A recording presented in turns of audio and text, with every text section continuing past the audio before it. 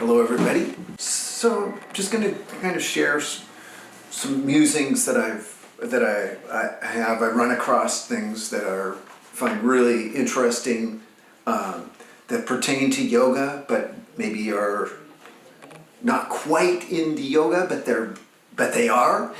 Okay, and so this is from the man who invented the Polaroid camera.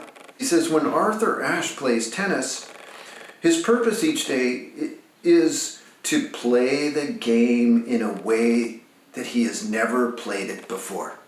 See, and this is you. This is yoga. This is us. Okay? So when we step onto the mat, we're trying to play the game in a way that we've never played it before. And you see, and it's tricky because we're repeating the same thing. Okay? But that's all the more reason that we're trying to bring something new. So it says that it may be a backhand he uses, one that he may have never used before in that circumstance. His play is a fresh integration of his world at the instant of action. His play is a fresh integration of his world at the instant of action. Yeah, so that's right there in the moment when you're kicking away through your leg in Padangusthasana or going for a drop back. So there's a new integration of your whole yoga world, your whole asana world, your whole breathing world at the instant of action.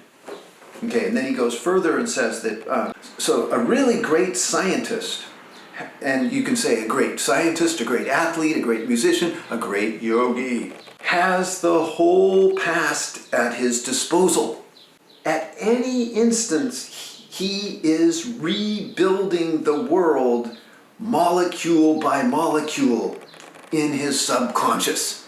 So at any given instance, he's rebuilding the world molecule by molecule in the subconscious. See, and I love how it was referring to this world, like your body of knowledge about yoga, your experience. It's a world all unto itself, and you're going to draw from the past, but then you're also going to rebuild it, but based on that past, based on all those yesterdays that you've logged in and gained knowledge. But you're going to rebuild it deeply from your very essence, right? From the tiniest beginnings, and find this fresh play, this newness to it. So an essential aspect of creativity. Okay, and this is, you're being creative. You are creating in your asana practice. So an essential aspect of creativity is not being afraid to fail. Scientists made a great invention by calling their activities hypotheses and experiments. So they made it permissible to fail repeatedly until, in the end, they got the results they wanted. And this is, again, super important in the yoga. Permission to experiment, to set up a hypothesis and then conduct the experiment and not get the result, so that you might be failing or coming up short of the mark or not quite dialing it all the way in, but you're headed that way. So you set up for action and then you put the move in play and let the results come, and then observe the results, tweak, recalibrate, adjust, and do the whole process over again.